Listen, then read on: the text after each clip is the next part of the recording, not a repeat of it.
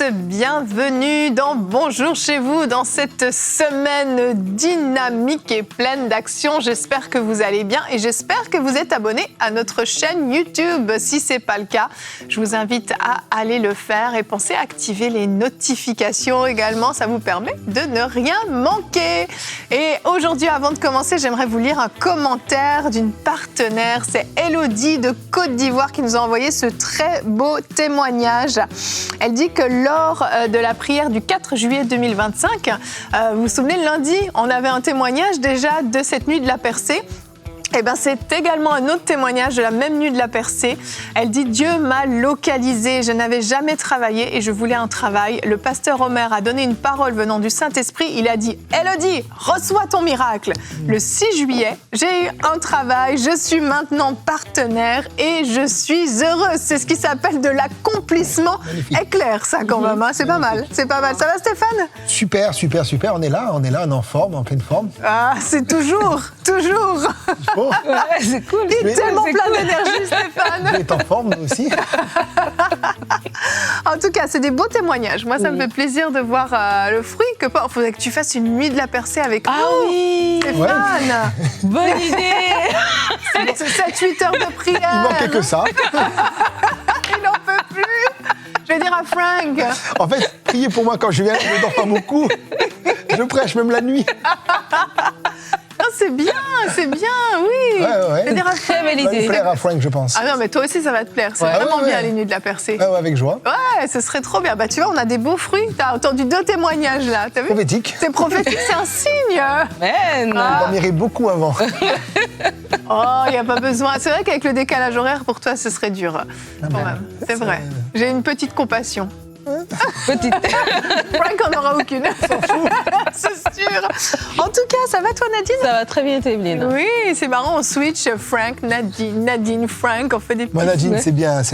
Oui. Frank, C'est explosif. c'est l'apothéose. Mais Nadine, c'est glorieux. C'est glorieux.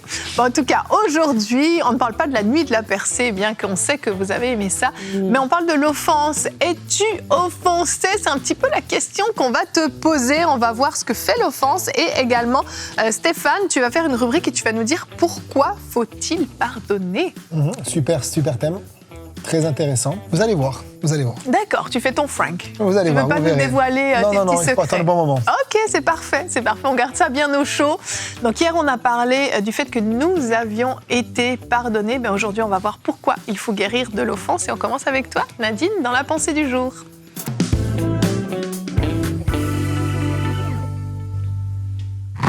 L'offense, c'est quelque chose qui peut arriver à tout le monde. On peut être à tout moment être vexé, être frustré, être offensé, voilà, subir une injustice, vivre quelque chose, une faute est commise contre nous et ça nous fait du mal. Et lorsque cette frustration reste, elle cause cette blessure émotionnelle qui demeure, ça devient de l'offense. Et lorsque l'offense n'est pas traitée, elle peut vraiment nous empoisonner la vie. Et alors qu'on parle du pardon, et le pasteur Stéphane va en parler tout à l'heure, Jésus lui-même, lorsqu'il va parler de la prière du Notre Père, à un moment donné, il t'a dit, pardonne-nous nos offenses comme nous aussi nous pardonnons à ceux qui nous ont offensés. Donc il nous faut pardonner, l'offense ne doit pas demeurer dans notre vie. Mais parfois, on n'est même pas conscient qu'on est offensé. On pense que voilà, on est passé à autre chose, mais par nos réactions, par nos réflexions, on voit bien que cette blessure demeure, et non seulement elle a demeuré, mais peut-être même qu'elle s'est infectée et qu'elle est vraiment devenue une offense qui est même devenue une forteresse dans notre cœur. Et comment reconnaître qu'on est offensé ? Peut-être vous allez vous poser la question, alors que je vais donner quelques éléments, et c'est pas tout, mais juste 2-3, ça va peut-être allumer comme ça la petite lumière dans votre esprit pour vous dire, tiens, est-ce que cette situation-là n'est pas juste passagère, c'est vraiment devenu une offense dans ma vie. Lorsque tu repenses souvent à la situation, lorsque ton regard envers la personne a changé. La personne qui t'a vexé, ton regard envers elle a changé et peut-être même que tu as coupé les ponts avec cette personne-là. Lorsque chaque fois que tu repenses à la situation, tu as une douleur émotionnelle comme si l'événement était récent alors que peut-être même des années ont passé. Ça arrive des fois, on parle avec quelqu'un, elle nous raconte une histoire, il nous raconte quelque chose et au bout d'un moment, tu dis c'était quand ? Et puis c'était il y a 5 ans. C'était il y a 10 ans. Mais avec vraiment, tu revis la situation à chaque fois. Dis-toi que ce n'est pas juste quelque chose que tu as oublié, c'est vraiment une offense qui est là. Et l'offense va non seulement nous pourrir la vie comme ça, mais va aussi même changer des fois des traits de caractère. Des fois, on va voir une personne qui était très douce, qui devient tout à coup dure. Une personne qui était bienveillante, tout à coup, elle devient très tranchante. Une personne qui était ouverte comme ça, devient très méfiante. Tout ça, ce sont des conséquences, en fait, de l'offense dans notre vie. La Bible va nous dire dans Hébreux, le chapitre 12, le verset 15, « Veillez à ce que personne ne passe à côté de la grâce de Dieu, qu'aucune racine d'amertume ne pousse et ne cause du trouble en empoisonnant plusieurs d'entre vous. » Donc l'offense va non seulement empoisonner, je crois, va non seulement empoisonner ta vie, mais va même empoisonner l'atmosphère. Il y a des personnes, vraiment, votre maison, elle est dans une atmosphère pas bonne parce qu'il y a une offense qui n'a pas été traitée et on en parle et on en parle et on en parle. Et comme ça, même l'atmosphère n'est même pas bonne et les gens autour de nous sont infectés à partir de l'offense qui est dans notre cœur. À force de parler, on est en train d'infecter les autres, on infecte l'atmosphère, on infecte des gens qui, eux, n'avaient rien à voir, qui tout d'un coup, eux aussi deviennent des offensés collatéraux de notre offense. Et vraiment, je veux vous encourager, la parole nous dit de garder notre cœur. Je veux vous encourager à garder votre cœur. Je veux vous encourager à demander au Saint-Esprit de vous sonder, à aller regarder toutes les pièces, toutes les situations. Et lorsque tu te rends compte que, tiens, c'est vrai, je pensais avoir pardonné, mais non, je suis offensé. Ben, reconnais que tu es offensé, c'est déjà la première étape pour pouvoir t'en sortir. Merci Nadine. Ce qu'on oublie souvent, c'est qu'une personne offensée offense à son tour. C'est terrible, puis c'est pas volontaire, hein, mais c'est à force d'avoir voulu tellement se protéger, la personne a tellement endurci son cœur qu'elle a même mis des pics pour se protéger. Mais ce qu'on oublie dans ces cas-là, c'est qu'on se protège peut-être nous, mais les autres se heurtent à ces pics sans arrêt et on blesse les autres. Et on blesse parfois ceux qu'on aime le plus. Mais pourquoi ? Parce qu'on essaye tellement de se protéger, on veut tellement ne plus être offensé et on crée des espèces de mécanismes bizarres où on va devenir vraiment agressif. Parfois, on va répondre du tac au tac, on va dire « je me laisserai plus faire » et les gens comprennent pas, mais pourquoi tu es agressif comme ça ? Pourquoi tu me réponds comme ça ? Mais c'est tout ça est le fruit d'une offense, comme tu le dis, qui parfois est passée mais très très loin. Et il y a quelques mois, je parlais avec un homme, c'est pas un frère, il n'est pas encore au Seigneur, mais il me disait « moi je ne sais pas comment faire pour pardonner. Je n'ai jamais pardonné de ma vie, je ne sais pas comment faire. » Et donc il me dit « mais comment vous faites vous, les chrétiens ?» Donc je lui explique, bien sûr, je lui parle du pardon, mais je lui parle du pardon qu'on a reçu aussi, bien entendu. Et à la fin, il me dit non, mais moi, je crois que les personnes ne méritent pas que je les pardonne. Et là, je me suis dit, mais il y a toute une compréhension par rapport au pardon qui est surnaturelle, en fait. Parce qu'on pense que parce qu'on pardonne, la personne doit le mériter, la personne est comme absoute de toutes ses fautes parce que j'ai pas le pouvoir, moi, de pardonner les péchés des autres. J'ai le pouvoir de me libérer de l'offense. Quand tu pardonnes, tu te libères de l'offense, mais t'es pas en train de pardonner les péchés de la personne. C'est Dieu qui va gérer. Qui je suis ? Moi, je suis pas un juge, je suis pas un grand justicier, j'ai pas ce pouvoir-là. Mais quand on comprend que l'offense nous fait du tort à nous et non à celui qui nous a blessés, ben ça change tout. On se dit, ben, il faut que je me libère de ça. C'est comme si la personne, on l'autorisait tous les jours à venir nous refaire la même chose qu'elle nous a faite il y a 10 ou 15 ans. C'est dramatique quand on réfléchit. Tout à fait. Comme disait Nadine, je suis très étonné des fois dans les visites pastorales, des fois des gens, même avec moi, hein, qui me disent « Pasteur, je t'en veux, ok ?» Oui, il y a 5 ans, tu m'as pas dit bonjour, par exemple, tu vois. Moi, j'ai envie de dire, mais nous, on prend la Sainte Seine tous les dimanches à l'église. Donc, pendant 5 ans, tu as pris la Sainte Seine tous les dimanches avec ça dans ton cœur. Mais c'est quand même inquiétant. Hein. Vraiment. C'est quand même embêtant. Donc, je pense que la clé, c'est de vraiment pardonner, comme dit Jésus, 7 fois, 77 fois à Pierre, à l'infini et tout le temps. Parce qu'en fait, on est tout le temps en train de s'offenser. Clairement. Vous voyez ? On est en s'offense pour une place de parking, pour une réflexion. Et en fait, c'est constamment qu'on doit pardonner et garder l'esprit du pardon en nous, pour pas donner un accès donc au diable. Et je trouve ça vraiment, en tout cas, terrible. Et comme tu disais, je connais des gens qui sont des fois même malades. Hein. Je me rappelle, je prêchais une fois au Burkina Faso, et on avait pris notre groupe avec nous. Et puis il y a un frère de notre équipe, je prêche sur le pardon, qui vient me voir et qui me dit Pasteur, prie pour moi. Je dis qu'est-ce que t'as ? Il dit voilà, moi je fais de l'insomnie, je dors pas, j'ai des problèmes de peau, t'as parlé sur le pardon, mon épouse m'a fait du mal. Et je lui dis mais ok, mais t'as pas pardonné encore, c'est la base. Non. Donc, il était avec nous dans le voyage, on a prié ensemble, il a dormi tout le voyage et était guéri des problèmes de peau. Wow. Parce qu'en fait, il y a vraiment une vraie ouverture à l'ennemi. Complètement. C'est un accès au diable qu'on lui laisse par le non-pardon. On va en parler tout à l'heure. Il faut absolument traiter ça. C'est pas une petite émission juste pour casser dans le sens du poil ou faire plaisir ou juste pour occuper un espace. C'est vraiment important. Si vous pardonnez pas, vous êtes en danger spirituellement. On a parlé du sang de Jésus. On reçoit le pardon, mais ensuite on va libérer libérer le pardon envers ceux qui nous ont offensés. C'est vraiment l'évangile. Yeah. C'est l'enseignement du Christ. Complètement.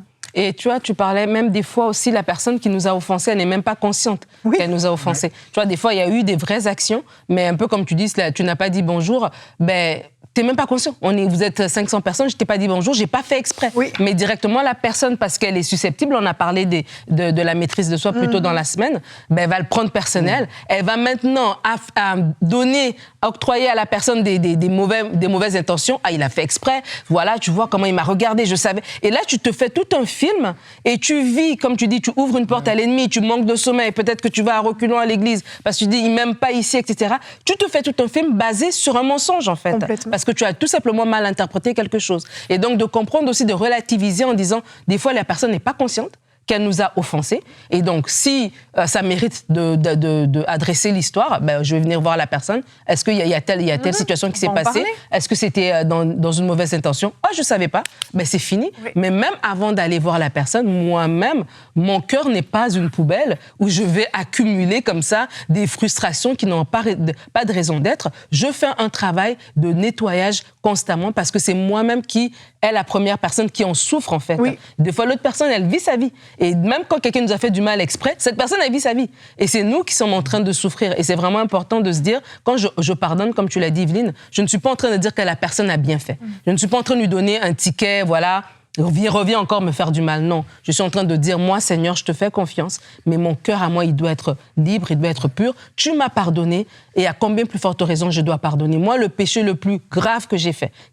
qui méritait que je ne sois pas dans ta présence, tu as pu me pardonner. Alors, ça veut dire que si tu peux me pardonner, et comme on a dit en début de semaine, que j'ai l'Esprit de Dieu en moi, ben moi aussi, j'ai la capacité. Et c'est vrai qu'il y a des choses qui sont des fois plus difficiles, et il y a un processus dans tout ce qu'on est en train de faire, mais que déjà, le point de départ soit un point de départ de « je pardonne ».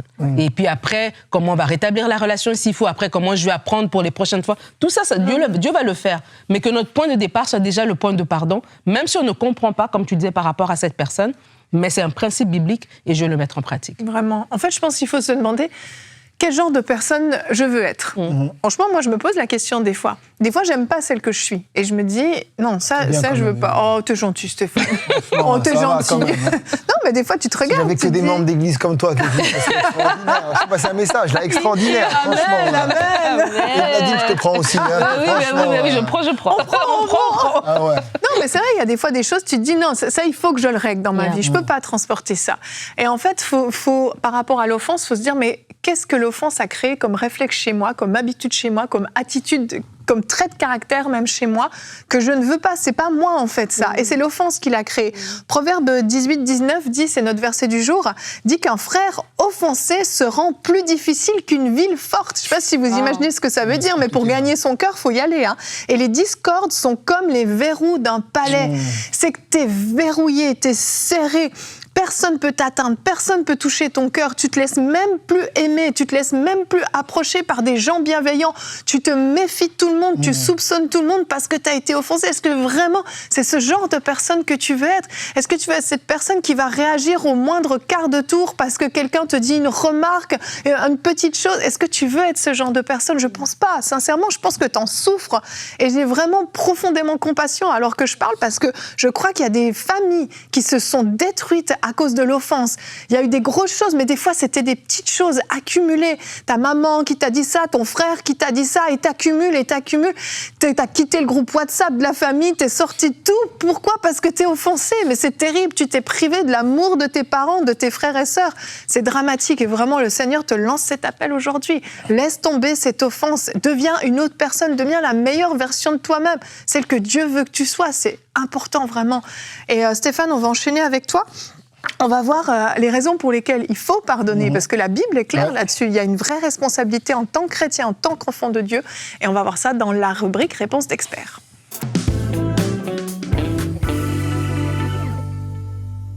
En tout cas, avant de commencer, j'aimerais vraiment vous encourager à déposer les armes. On va prier pour vous à la fin donc, de cette émission. C'est le temps pour vous de pardonner. Ne continuez pas comme ça encore 6 mois, 1 an de plus, 10 ans de plus, à faire la tête, à avoir un cœur qui est rempli d'offenses. Mais relâchez le pardon aujourd'hui. C'est votre journée, c'est le temps de le faire. Hier, on a prié, on a déclaré que le sang de Jésus allait agir. Et aujourd'hui encore, c'est le temps pour vous maintenant de relâcher maintenant le pardon, une fois que vous avez reçu vous-même le pardon de Dieu, comme on l'a vu hier. Je vais lire dans Matthieu 6, versets 9 à 13. La prière du Notre Père, voici donc comment vous devez prier et non pas ce que vous devez prier. Notre Père qui es aux cieux, que ton nom soit sanctifié, que ton règne vienne, que ta volonté soit faite sur la terre comme au ciel. Donne-nous notre pain quotidien. Pardonne-nous nos offenses comme nous aussi nous pardonnons à ceux qui nous ont offensés. Ne nous induis pas en tentation, mais délivre-nous du malin, car c'est à toi qu'appartiennent dans tous les siècles le règne, la puissance et la gloire. Amen. C'est la prière que Jésus va enseigner à ses disciples et dans cette prière, il va parler au verset 12 du pardon. Pardonne-nous nos offenses, comme nous pardonnons également à ceux qui nous ont offensés. On a vu qu'on a reçu le pardon hier et aujourd'hui, on est appelé à libérer le pardon pour les autres. Et pour moi, cette prière-là, c'est une prière test.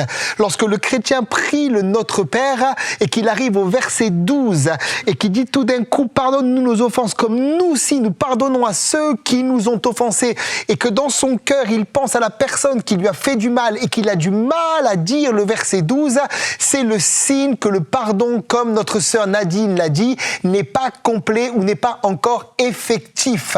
Et c'est le temps aujourd'hui de pouvoir régler cette situation. Vous savez, dans Éphésiens 4, au verset 24, l'apôtre Paul dit qu'on a revêtu un nouveau statut en Christ. Il dit, et il nous encourage à revêtir l'homme nouveau, créé selon Dieu dans une justice et une sainteté que produit la vérité. Donc nous sommes une nouvelle créature en Christ, les choses sont passées, toutes choses sont devenues nouvelles. Et au verset 31 et 32, il dit donc que toute amertume, toute animosité, toute colère, toute clameur, toute calomnie, toute espèce de méchanceté disparaissent du milieu de vous. Soyez bons, verset 32, les uns envers les autres, compatissants, vous pardonnant réciproquement comme Dieu vous a pardonné en Christ. Au verset 24, il parle de notre nouveau statut d'enfant de Dieu. On est créé selon Dieu dans une justice et une sainteté que produit la vérité. Et au verset 31-32, il dit qu'on doit pardonner. Donc l'homme nouveau, qui est une nouvelle créature en Christ, doit vivre dans le pardon. Il est capable de pardonner. Ne dites pas, je suis incapable, c'est pas pour moi. Vous n'êtes plus un païen, vous êtes un enfant de Dieu. On l'a vu cette semaine, d'être capable de vous maîtriser, capable d'être joyeux, d'avoir la paix, d'être doux, d'être aimant, ce qu'on appelle le fruit de l'esprit. Mais la bonne nouvelle, c'est que vous êtes aussi capable en Christ de pardonner toutes les offenses que vous avez subies, et cela depuis même que vous étiez un enfant. Alors pourquoi pardonner aujourd'hui ? La première chose que je voudrais dire, c'est pardonner pour ne pas donner un accès au diable, un accès à l'ennemi. Dans Matthieu 18, j'ai pas le temps de tout lire, du verset 26 au verset à peu près 34, vous lirez à la maison, Jésus parle d'une parabole dans les évangiles d'un serviteur qui a une dette envers un roi. Et ce serviteur, donc le roi va lui remettre la dette, il va croiser un compagnon à lui qui lui doit une dette beaucoup plus petite.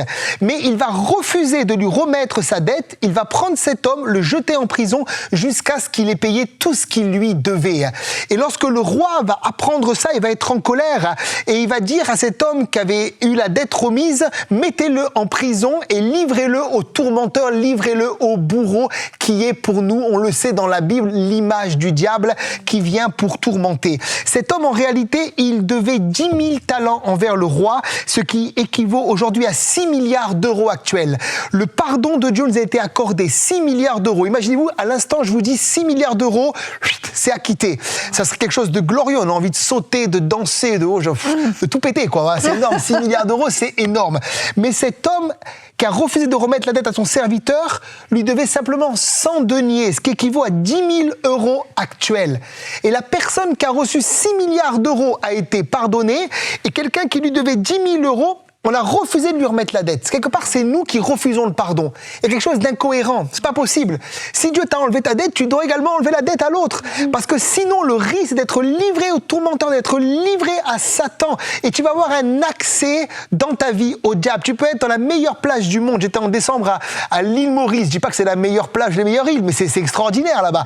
Et tu peux être sur une île paradisiaque, mais à l'intérieur, être tourmenté, avoir des nœuds à l'estomac, faire des insomnies, avoir quelque chose qui va pas, parce que tu es livré au tourmenteur. Partout où tu vas, il te suit, il t'oppresse. Tu dois aujourd'hui absolument libérer le pardon. La deuxième chose, c'est que si tu refuses de pardonner, dans Matthieu 11, versets 24 à 26, Jésus dit « C'est pourquoi je vous dis tout ce que vous demanderez en priant, croyez que vous l'avez reçu, vous le verrez s'accomplir.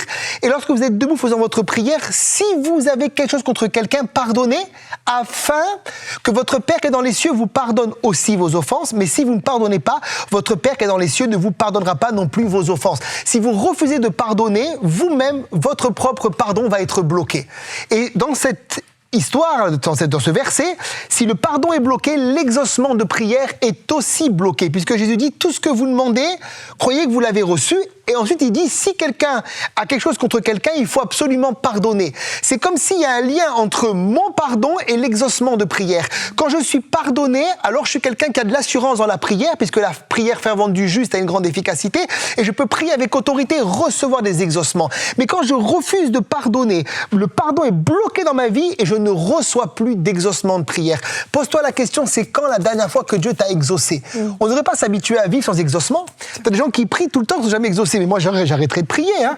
C'est comme si je vais à la salle de sport et jamais j'ai de muscles. J'arrête d'aller à la salle de sport. Si je vais à la salle de sport, c'est pour transformer la mousse en chocolat en plaquettes. Voyez, il faut qu'il y ait quelque chose qui se passe. Oui. Et si vous priez, il n'y a rien, posez-vous la question. Arrêtez-vous, dites au Saint-Esprit, pourquoi ça ne marche pas? Peut-être que tu es encore offensé et tu as oublié de relâcher quelqu'un. Vous savez, on lit ces versets-là, on a l'impression qu'ils ne sont pas vrais, mais ils sont vrais. Si tu n'es pas exaucé, c'est qu'il y a une raison. Je n'ai pas le temps de prêcher sur les obstacles à la prière, mais il y a plusieurs obstacles dans la Bible. Et un des obstacles, c'est le non-pardon. Alors juste pour terminer, comment pardonner? Juste 4 choses avant de terminer.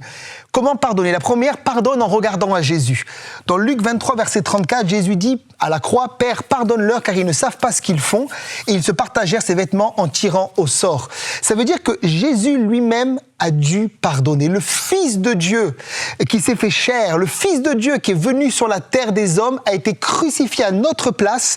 Et alors qu'il est en train de mourir, il a le choix ou bien de maudire ceux qui sont en train de le crucifier ou de leur pardonner. Il leur avait fait du bien, il avait nourri les foules, multiplié les pains, les poissons, guéri les malades. Ils avaient toutes les raisons de ne pas le crucifier, mais ils l'ont quand même crucifié. Et il dira, ils ne savent pas ce qu'ils font. Quand tu pardonnes, dis-toi quelque chose, c'est que les gens qui t'ont fait du mal ne savent pas toujours ce qu'ils font. Et c'est pas toujours eux qui t'ont fait du mal, mais c'est ce qu'il y a derrière eux qui te fait du mal. La Bible dit qu'on ne lutte pas contre la chair et le sang, mais contre les puissances, les dominations dans Éphésiens 6, qui sont dans les lieux célestes. Et souvent, les gens sont mal animés. C'est pas en réalité toujours l'homme qui me fait du mal, mais c'est ce qu'il y a derrière l'homme, l'esprit mauvais. Et quand tu penses à Jésus qui l'a fait, il te donne la capacité, toi aussi, de le faire. Trouve ta force en lui pour pardonner. Deuxièmement, analyse tes propres péchés. Ça va t'aider à pardonner. Jean 8, verset 7, avec l'histoire de la femme adultère, comme il continuait à l'interroger, il se releva et leur dit que celui qui de vous est sans péché jette la pierre contre elle. Des fois, nous, on est dur avec les autres, alors qu'on oublie qu'on a plein d'erreurs dans notre vie. Mais heureusement que je pardonne, puisque moi-même, j'ai offensé plein de gens. Vous comprenez? On n'est pas des gens parfaits, des gens extraordinaires, qui ne faisons jamais d'erreurs. On est sur la voie du changement, sur la voie du perfectionnement. Et sur la route, on fait encore des erreurs. Et on doit penser aux erreurs qu'on fait. À chaque fois que je fais des erreurs et que je viens près de Dieu, Dieu me fait grâce. Donc, à combien plus forte raison je dois aujourd'hui prendre cette grâce et la libérer aussi sur les autres. Souviens-toi que tu offenses des gens, que des fois tu offenses ta femme, que tu offenses tes enfants, que tu offenses peut-être ton pasteur aussi, que tu oublies des fois de faire des bonnes choses, que tu offenses Dieu. Et pourtant, on te pardonne. Donc, pourquoi toi, tu serais dur avec les autres? Tu n'es pas au-dessus des autres, au-dessus de la mêlée. Si tu es pardonné, tu dois libérer aussi le pardon sur les autres. Également, réfléchir aux conséquences du non-pardon. Souvent, je le dis, il y a des conséquences. Dans mon église, par exemple, quand je parle de l'adultère, je dis, vous faites adultère, il y aura des conséquences. Pensez aux conséquences avec votre épouse, vous risquez de la perdre. Avec vos enfants, vous allez les blesser. Votre communion avec Dieu va être brisée. L'adultère peut amener des maladies, peut mettre une femme enceinte si vous êtes un homme. Il y a des conséquences. On ne peut pas juste dire, je fais ça, puis il n'y a pas de conséquences. Et si vous refusez de pardonner aujourd'hui et de rester dans l'amertume, dans l'offense, il y aura des conséquences. Et on a vu 3 conséquences aujourd'hui. C'est le non-pardon de vos péchés, c'est le non-exaucement de prière et c'est la porte ouverte que vous laissez au diable. Est-ce que vous avez envie de vivre comme ça? Moi, j'ai pas envie que le diable ait un accès, j'ai pas envie de pas être exaucé, j'ai pas envie d'être pas pardonné. Donc, je pardonne en retour. Pensez aux conséquences. Tout ce qu'on fait a des conséquences. Ce que nous semons, nous le récoltons un jour. On n'est pas appelé à semer dans la chair, mais à semer dans l'esprit pour récolter des bonnes choses. Pensez aux conséquences du non-pardon. Maintenant, pour terminer, j'ai envie de dire, pensez aux avantages du pardon. Et là, je vais lire pour vous un verset qui est extraordinaire. Je l'ai écrit dans mon téléphone ce matin, dans Genèse 50 au verset 20, où Joseph va dire à ses frères, vous aviez projeté de me faire du mal, mais par ce que vous avez fait, Dieu a projeté de faire du bien en vue d'accomplir ce qui se réalise aujourd'hui. Ça veut dire que Joseph a conscience que par le pardon qu'il va libérer, c'est toute une famille qui va être libérée également. Jacob a la famine, ses frères sont dans la famine, ils sont prêts à mourir, et le pardon de Joseph va ouvrir la porte pour la restauration et le salut de ce peuple. Et ton pardon va ouvrir la porte pour le salut de ta famille, la restauration de ta famille, la restauration de tes finances. Il y aura des avantages au pardon. Pour moi, un des plus grands hommes du monde qui n'est pas croyant, c'est Nelson Mandela. On raconte son histoire, il a passé 27 ans en prison à cause de l'apartheid, et il a pardonné aux Blancs. Et j'aimerais dire que pour moi, c'est pas n'importe qui pardonne, c'est les grands. Tu vas être considéré comme un grand, cet homme était un grand homme, pas croyant, mais un grand homme dans ce monde. Il faut que tu pardonnes. C'est pas les petits qui pardonnent, c'est les grands, les gens qui sont matures, qui portent du fruit dans le royaume de Dieu. Dans le psaume 130, verset 4, mais le pardon se trouve auprès de toi, afin qu'on te craigne. On craint les gens qui vivent dans le pardon. Alors pardonne et le Seigneur te bénira aujourd'hui. Amen, amen. Stéphane, tu veux prier rapidement pour ceux qui ont du mal à relâcher le pardon? Bien sûr, on va prier ensemble. Je vous invite à mettre la main sur votre cœur, s'il vous plaît. Et juste arrête cette prière avec moi. Seigneur Jésus, je reçois ton pardon aujourd'hui. Et comme je reçois ton pardon, je relâche également le pardon envers les personnes qui m'ont offensé. Je bénis ces personnes. Je les bénis dans le nom de Jésus. Je leur souhaite du bien, Seigneur. Je relâche maintenant. Et je dis à Satan, tu quittes ma vie. Tu quittes mon foyer. Tu quittes ma maison, tu quittes ma vie dans le nom de Jésus. Je pardonne, Seigneur, maintenant. Dites le prénom de la personne. Je pardonne telle personne, telle famille, tel pasteur, telle église. Pardonnez maintenant. Et Seigneur Jésus, tu me libères de mes chaînes et de mes liens. Et je prie pour vous que la puissance de Dieu vous visite maintenant et que toute chaîne soit brisée dans le nom de Jésus. Et que la délivrance vienne. Il y a comme des fardeaux qui partent dans votre cœur. Laissez-les partir, laissez-les sortir. Laissez maintenant. Et que tout esprit de rancune, d'amertume, de non-pardon vous quitte maintenant. Amen. Au nom de Jésus. Et je vous délie de toutes les conséquences également de ce qu'on vous a fait. Si tu as été un homme ou une femme abusée, sois délivré dans le nom de Jésus maintenant. Et que ces esprits qui sont rentrés te quittent par la puissance de Dieu.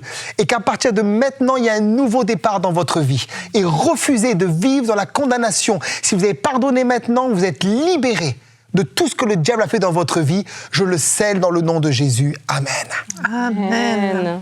Merci beaucoup, Stéphane. Merci pour cette rubrique extrêmement riche, comme à chaque fois. Je vous invite à réécouter ces rubriques. Vous pouvez aller sur la chaîne YouTube de MCI pour réécouter les rubriques, prendre des notes et surtout vous approprier ce qui est partagé. Des fois, on est béni sur le coup, on est édifié, mais on ne met pas en pratique. Mettez en pratique. Prenez le temps de méditer sur les versets qui sont apportés et laissez l'opportunité au Saint-Esprit de venir toucher votre cœur, de venir vous convaincre lui-même. Alors demain, c'est déjà la fin de la semaine. Demain, quels sont les obstacles à ta destinée? Bon, bonjour chez vous, oui Stéphane. Il y a encore beaucoup de choses que tu dois faire, on sait. C'est pas fini, hein. Il y a une grosse semaine, Stéphane, jusqu'au dans le week-end. On va parler des obstacles qui nous empêchent d'entrer dans notre destinée demain. Normal, c'est ton sujet. Il y aura Nadine ? Non, c'est avec Frank. Avec Frank. Ouais, on fait l'échange. On va encore rire demain alors aussi. C'est ça, c'est ça. Mais À j'ai demain ménagé. alors. Alléluia. Bonjour chez Alléluia.